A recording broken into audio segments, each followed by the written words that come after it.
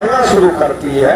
और हम तो यही चाहते हैं कि हमारा समाज जहां भी रहे अपने हक अधिकार के बारे में लड़ने का काम करे, समझने का काम करे। तो इसके लिए हमको ऐसा प्रतिदिन बोलना पड़ता है। हमारी कोई दुर्भावना नहीं है, हमें कुछ अच्छा नहीं लगता ऐसा बोलने में, मगर बोलना पड़ता है ताकि धक्का लगेगा तो गाड़ी चलेगी, धक्का नहीं लगेगा तो गाड़ी नहीं चलेगी। इसलिए प्रतिदिन बोलना पड़ता है। साथियों, जब देश में अंग्रेज थे तो हमारी गिनती करते थे। अंग्रेज चले गए, पंडित जी नेहरू जी देश के पहले प्रधानमंत्री बन गए और उन्होंने हमारी गिनती रोक दी। मैं बहुत दिन तक सोचता रहा, आखिर पंडित नेहरू जी को हमसे क्या दिक्कत है, हमसे क्या परेशानी, पंडित नेहरू जी को हमसे क्या समस्या थी जो हमारी गिनती को रोक दिए। हमारे लोग तो पंडित नेहरू को नेता नहीं मानते थे, भरे। तो उस चुनाव को सरदार वल्लभ भाई पटेल चुनाव जीत गए। सरदार वल्लभ नेहरू जी ने गांधी जी को कहा, देखो प्रधानमंत्री तो हम ही बनेंगे, हम मानेंगे नहीं, भले चुनाव में हमको वोट नहीं मिला है लेकिन प्रधानमंत्री तो हम ही। सरदार अपना नाम फिर पर्ची जेबी कृपलानी को पकड़ा दिया, जेबी कृपलानी ने फिर पर्ची सरदार पटेल को पकड़ा दिया।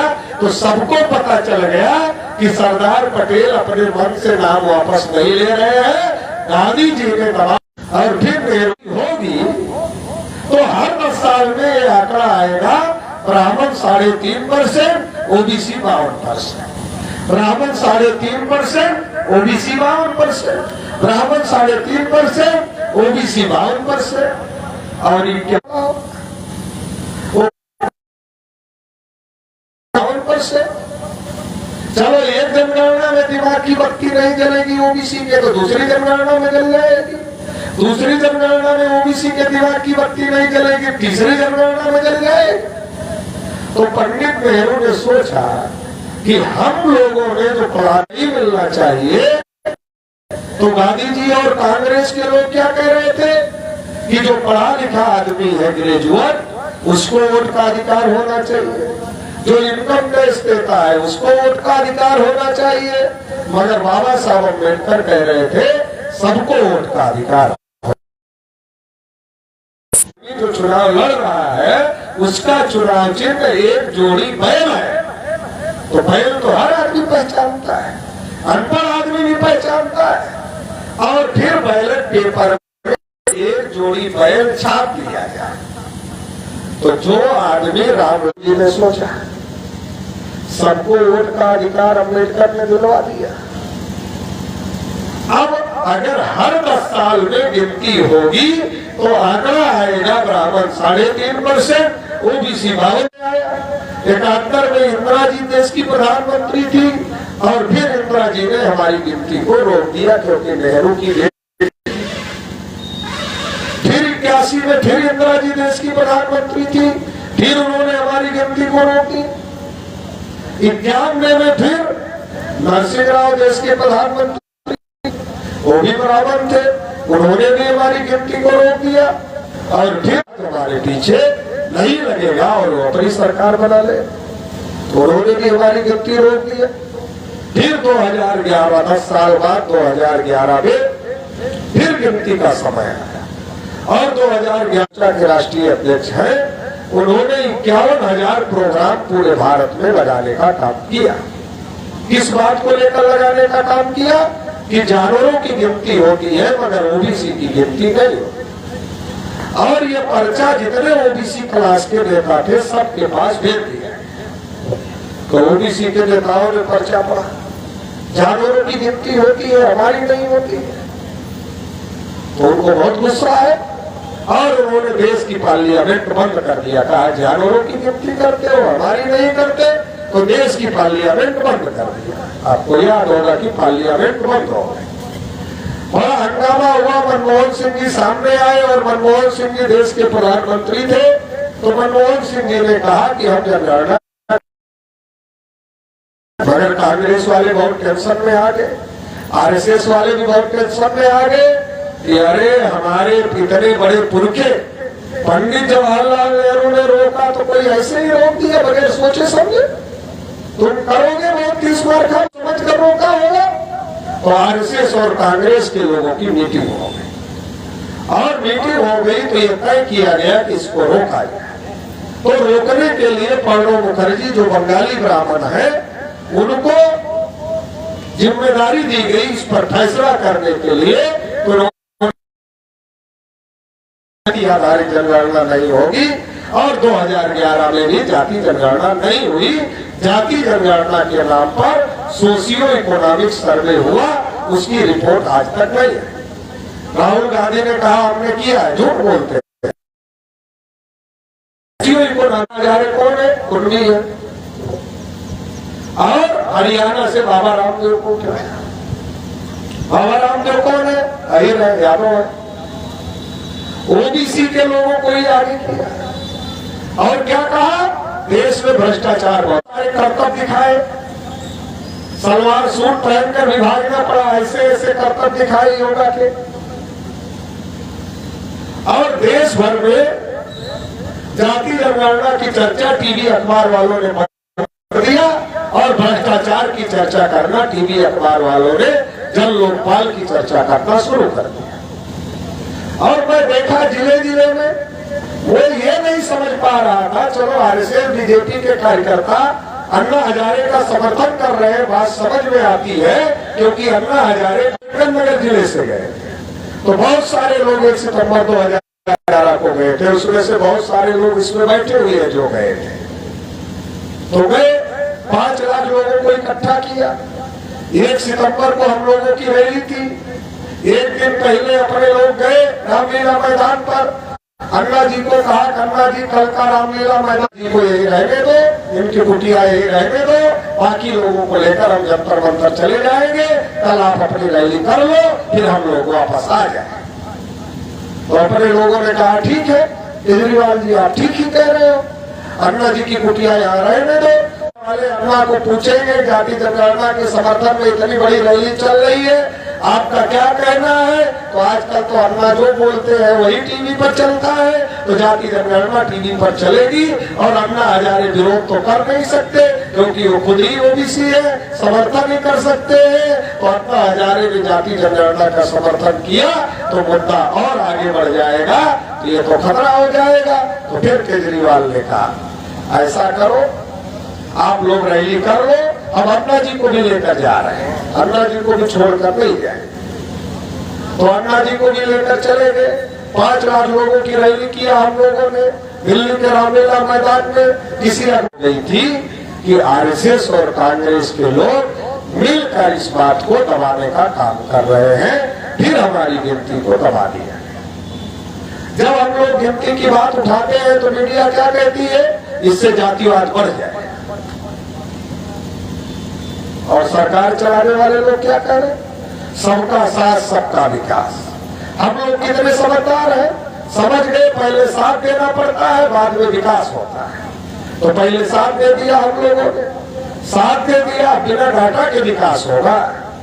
जब तक गिनती नहीं होगी तब तक कैसे पता चलेगा ओबीसी में कितने कक्षा 8 पास बेरोजगार है, कितने हाई स्कूल पास बेरोजगार है, कितने इंटरमीडिएट पास बेरोजगार है, कितने बीए पास बेरोजगार है, कितने बीएससी पास बेरोजगार है, कितने ग्रेजुएट बेरोजगार है, कितने पोस्ट ग्रेजुएट बेरोजगार है, कितने पीएचडी किए हुए बेरोजगार है। ये डाटा अगर नहीं आएगा तो इस डाटा के बगैर विकास कैसे हो? आधार पर योजना बनेगी, योजना के आधार पर बजट अलॉट होगा, और बजट अलॉट होने के आधार पर आपका विकास होगा। अगर गांव के प्रधान के पास बजट ना हो तो विकास करेगा गांव का? क्या करेगा? अरे पैसा ही नहीं होगा तो विकास कैसे करेगा? विकास तो डाटा के आधार पर योजना बनाई जा सकती है, और उस योजना के आधार पर हमारा विकास किया जा सकता है। लेकिन 75 साल में हमारी गिनती तक नहीं। और सरकार क्या कह रही है? देश में अमृत काल चल रहा है।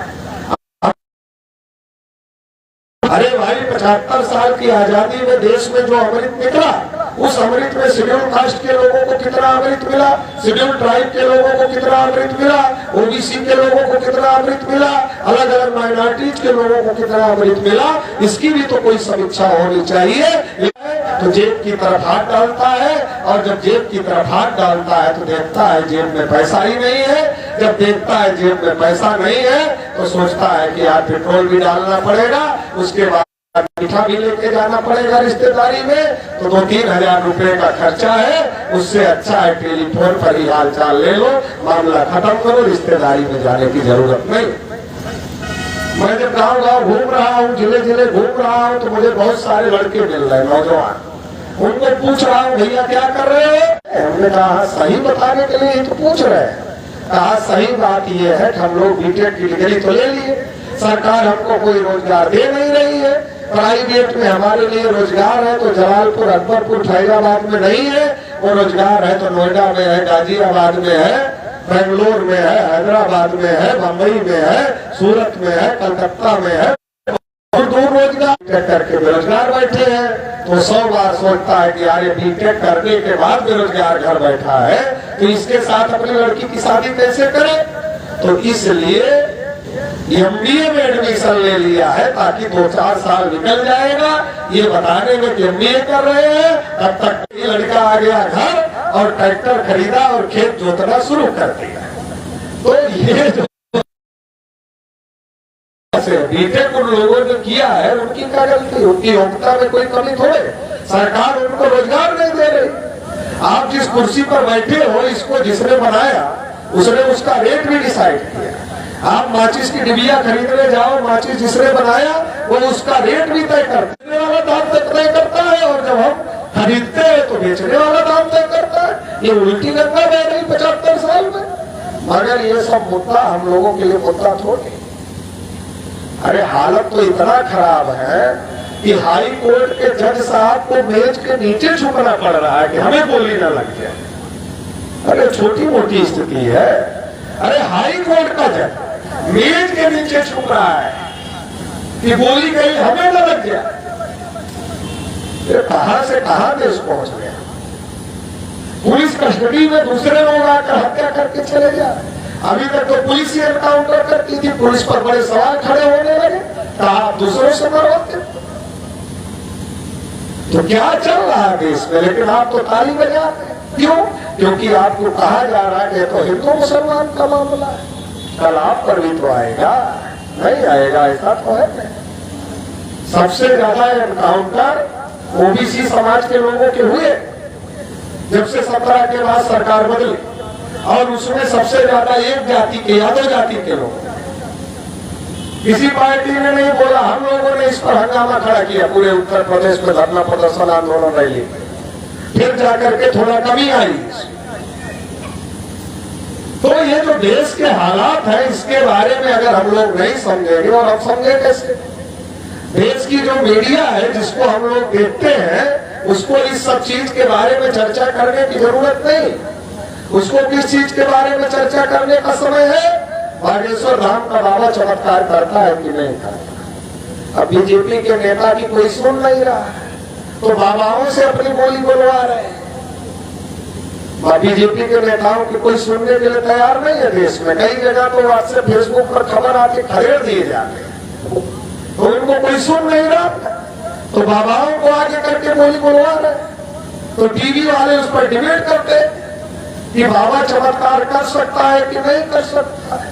अच्छा, चमत्कार कोई डिबेट का विषय है, कोई चर्चा का विषय है। अरे रात में हमारा झोपड़ी है, कच्चा मकान है, उसमें हम सोए, और जब सुबह उठे तो 3 मंजिला मकान पर टहल रहे, तो चमत्कार हो गया। अरे रात में कच्चे मकान में थे, सुबह उठे तो 3 मंजिले के ऊपर टहल रहे, तो चमत्कार हो गया। तो जिसके पास ऐसी चमत्कार की ताकत है वो कर दे। टीवी पर डिबेट की क्या जरूरत है इसके लिए? टीवी पर समय और पैसा बर्बाद करने की क्या जरूरत है इसके लिए? मगर बर्बाद किया जाता है। और हमारे लोग टीवी ऐसे देखते हैं कि अगर शीशा न लगा हो तो अंदर घुस जाए, इतना इंटरेस्ट के साथ देखते हैं। पता नहीं क्या है। फिर टीवी वाले खबर दिखाते हैं, पाकिस्तान अब बचेगा नहीं, अब खत्म हो जाए। बांग्लादेश तो गया बंगाल की खाड़ी, श्रीलंका भी गया, बचेगा नहीं। अब अपनी आदत क्या है, पड़ोसी अगर हमसे ज्यादा दुखी हो तो अपना पड़ोसी अगर हमसे ज्यादा दुखी हो तो कलेजा ऐसे ठंडा हो जाता है। तो जो सरकार चलाने वाले लोग हैं वो जानते, अच्छा चलो विदेश की खबर टीवी चला रही है तो अमेरिका की खबर क्यों नहीं चलाती, ब्रिटेन की खबर क्यों नहीं चलाती, जापान की कोई टेंशन नहीं, की कोई टेंशन नहीं है। क्यों? क्योंकि ये सब जिम्मेदारी सरकार ने ले लिया है। बच्चा आप पैदा करोगे, पढ़ाएगी सरकार। पढ़ाने का तो छोड़ो, अगर आपके बच्चे को डांट दिया जा रहा, आप उसको परेशान कर रहे हो और वो नाराज होकर हेल्पलाइन पर फोन कर दिया बच्चा, तो तब तक बच्चे को नहीं भेजेगी माँ बाप के पास, जब तक बच्चा ये नहीं कह देगा कि अब मर जाऊंगा माँ बाप के पास, तब तक नहीं भेजेगी। माँ बाप कितना बेकार, सारा पढ़ाने की जिम्मेदारी सरकार है, पढ़ने के बाद नौकरी की जिम्मेदारी सरकार है, नौकरी के बाद घर देने की जिम्मेदारी सरकार है। टेंशन किस बात की?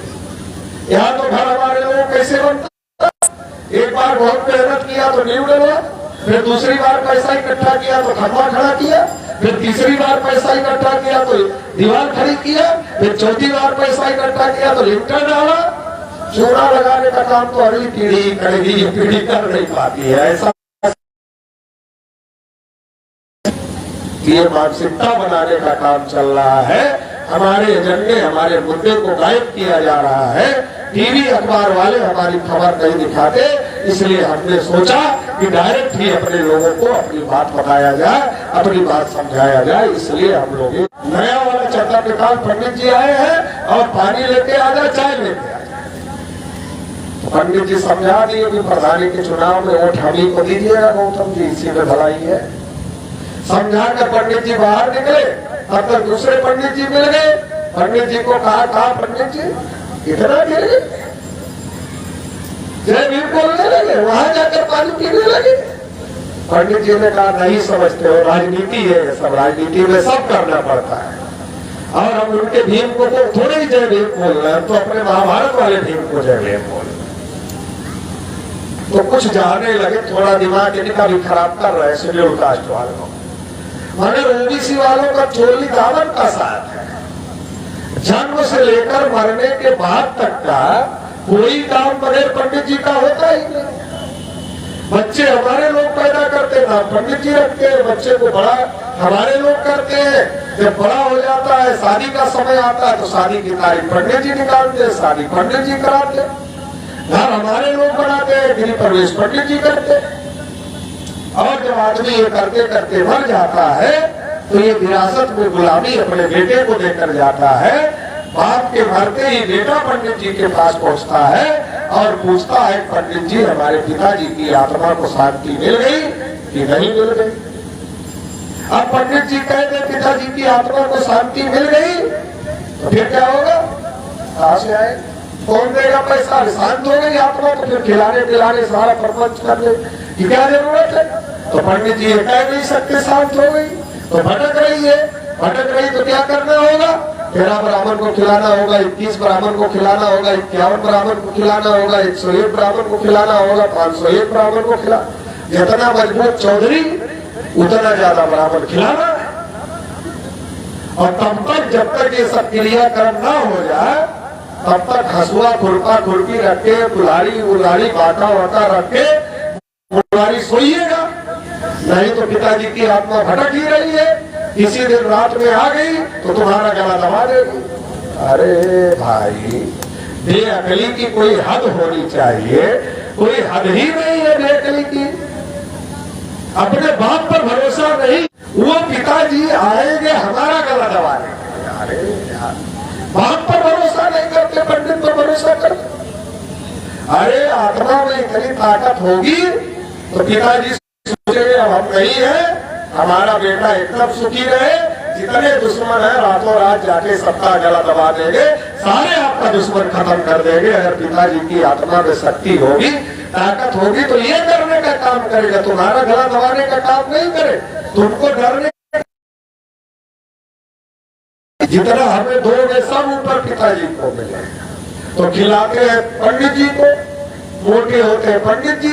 पंडित जी जितने मोटाते हैं उतने हमारे लोग देखते हैं, उतने खुश होते हैं। क्यों खुश होते हैं? मोटे हो रहे हैं पंडित जी और हमारे लोग लग रहा ऊपर पिताजी मोटे हो।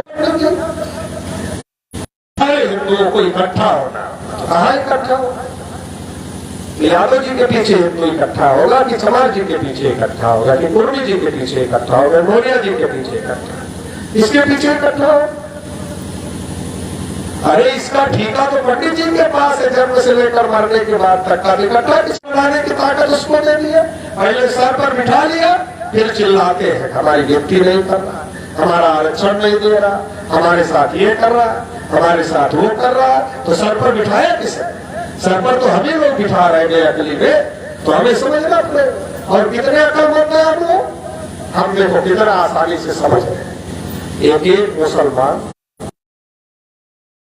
रहे हैं 100 साल बाद, 200 साल बाद, 300 साल बाद, 400 साल बाद, 500 साल बाद, जब ऐसा पैदा करते करते करते करते 500 साल में जब मुसलमानों की संख्या बढ़ जाएगी तब वो देश पर कब्जा कर लेंगे। ये बात इतने अकलमंद हम लोग, और इतना अकल की बत्ती हमारी नहीं जलती कि जब संख्या बढ़ने से ही देश पर कब्जा होता है तो हमारी संख्या तो आज ही ज्यादा है, तो हम क्यों नहीं कब्जा कर लेते और सबका कब्जा रोक देते? इतना अकल की बत्ती ही नहीं। तीन समय हम लोग बहुत बड़े वाले हैं। मुसलमान से लड़ना है तब तो हम ही हिंदू, तब तो पंडित जी हिंदू नहीं होते। मुसलमान से लड़ने के लिए हम हिंदू, वोट देने के लिए हम हिंदू, चंदा देने के लिए हम हिंदू, जब अधिकार की बात करें तब हम हिंदू नहीं। 16 नवंबर 92 को जब मंडल कमीशन का फैसला आया, 52% ओबीसी को केवल 27% आरक्षण दिया गया, 27% में क्रीमी लेयर लगा दिया गया। मंडल कमीशन की केवल एक सिफारिश लागू की गई। अगर उस समय ओबीसी के लोग देश की पार्लियामेंट घेरते तो 12 करोड़ नौकरियां ओबीसी समाज के लोगों को मिलती। लेकिन पंडित जी लोगों ने सोचा अगर ये आ गए पार्लियामेंट में तो देना पड़ेगा 12 करोड़, बड़ा खतरा है, रोको। कहा विरोध करोगे तो रुकेगा नहीं और आएगा, समझ जाएगा। कहा विरोध मत करो, डाइवर्ट करो। तो पंडित जी लोग हम लोगों के घर में आ गए, कहा राम जी का मंदिर बनाना अयोध्या में बहुत जरूरी है। तो हमारे लोगों ने कहा बना लो, चंदा दे देते हैं। कहा चंदे की जरूरत नहीं है, चलने की जरूरत है, क्योंकि जहाँ मंदिर बनाना है वहाँ मस्जिद है और मुसलमान रोक रहे हैं, इसलिए वहाँ लड़ना पड़ेगा। और लड़ने में तो आपके पुरखे लड़ते थे, तो आप ही बहादुर हो, आप ही चलो। तो इसलिए विनय कटियार को आगे किया, कल्याण सिंह को आगे किया, उमा भारती को आगे किया, परवीन तोगड़िया को आगे किया, दिसंबरा को आगे किया और 6 दिसंबर को बाबरी मस्जिद गिरा दिया। आज तक ओबीसी के लोग समझते हैं बाबरी मस्जिद मुसलमानों के खिलाफ गिराई गई, गलत समझते हैं। बाबरी मस्जिद आपको 12 करोड़ नौकरियां नहीं मिलनी चाहिए, इस देश में आपकी सत्ता नहीं आनी चाहिए, आपको आपका हक अधिकार नहीं मिलना चाहिए और आपके हक अधिकार पर ब्राह्मणों का कब्जा होना चाहिए। इसके लिए गिरवाई ब्राह्मणों ने प्लान बनाकर और गिर गई, आपकी 12 करोड़ नौकरियां चली गई। अगर मैं पूछूं इसमें मंडल कमीशन कितने लोगों ने पढ़ा है ओबीसी के, तो हमारा चेहरा ऐसे देखते हैं जैसे कोलंबिया यूनिवर्सिटी की कोई लेटेस्ट रिसर्च के बारे में उनसे पूछ रहा है, क्योंकि मंडल कमीशन पर चर्चा ही नहीं हो पाई। मंदिर मस्जिद की चर्चा में हमारे लोग मस्त थे, आज तक नहीं समझ पाए। चलो 12 करोड़ नौकरियां त्याग दिया, किसके लिए? मंदिर के लिए। ट्रस्ट बनाया गया, एक भी ओबीसी को ट्रस्ट में नहीं रखा। अरे हमने कहा आरएसएस वालों, बीजेपी वालों, दूसरे ओबीसी के लोग खराब वाले हिंदू हैं, अगर आप ये घोषित कर रहे हो तो हम मान लेते हैं, मगर विनय कटियार भी खराब वाले हिंदू, कल्याण सिंह भी खराब वाले हिंदू थे, उमा भारती भी खराब वाले। दलित का संगठन बनाने के काम में हम लोग लगे हुए हैं। दिल्ली से एक मैसेज छोड़ा जाए तो गांव तक पहुंचना चाहिए और गांव में हमारे लोगों के ऊपर अगर कोई समस्या आती है तो वो मैसेज भी ऊपर तक जाना चाहिए। ऐसी व्यवस्था बनाने में हम लोग लगे हुए हैं। आप लोग भी